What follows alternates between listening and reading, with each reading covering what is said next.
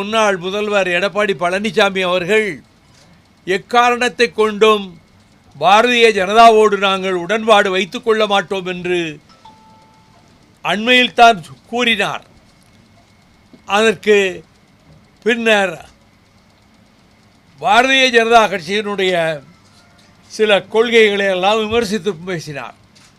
ஆனால் திடீரென்று அவர் டெல்லிக்கு சென்றதும், பிறகு சட்டமன்ற உறுப்பினர் நண்பர் செங்கோட்டையன் சென்றதும், செங்கோட்டையன் 2 முறை சென்றதும், இதற்கு பிறகு இங்கே அமித்ஷா வருவதாக திடீரென்று அறிவிப்பு வந்து கூட்டணி அரசு அமைக்கப் போகிறோம்,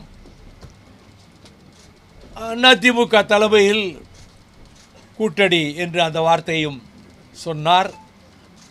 ஆனால் இந்த அறிவிப்புக்கு முன்னால் மாநில முதல்வராக இருந்த அண்ணா திராவிட முன்னேற்றக் கழகத்தினுடைய பொதுச் செயலாளர் மதிப்புக்குரிய எடப்பாடி பழனிசாமி அவர்கள் ஒரு வார்த்தை பேசவில்லை. கூட்டணி அமைகிறது அவர் தலைமையில் என்று சொன்னால் 5 நிமிடமாவது அவர் பேசி இவர்களை வரவேற்று முறைப்படி அதற்கு பிறகு பிஜேபி பேசினால் அது கூட்டணிக்கு ஆரோக்கியமானதாகவும் ஒரு உண்மையான கூட்டணி அமைவதாகவும் தெரியும்.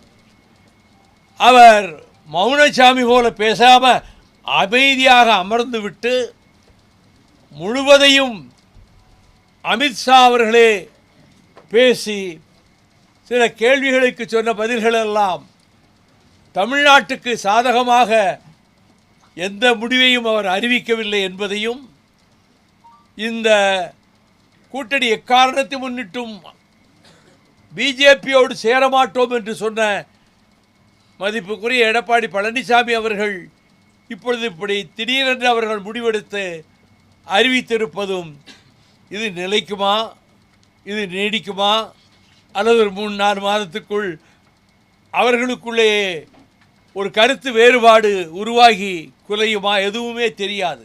ஆனால் அவர்கள் பாரதிய ஜனதாவுக்கு எடுபிடி போல இருந்து கொண்டுதான் நேற்றைக்கு அந்த நிகழ்ச்சியை நடத்தி காட்டினார்களே தவிர அண்ணா திராவிட முன்னேற்றக் கழகத்திலே இருந்து ஒரு வார்த்தை யாரும் பேசவே இல்லை.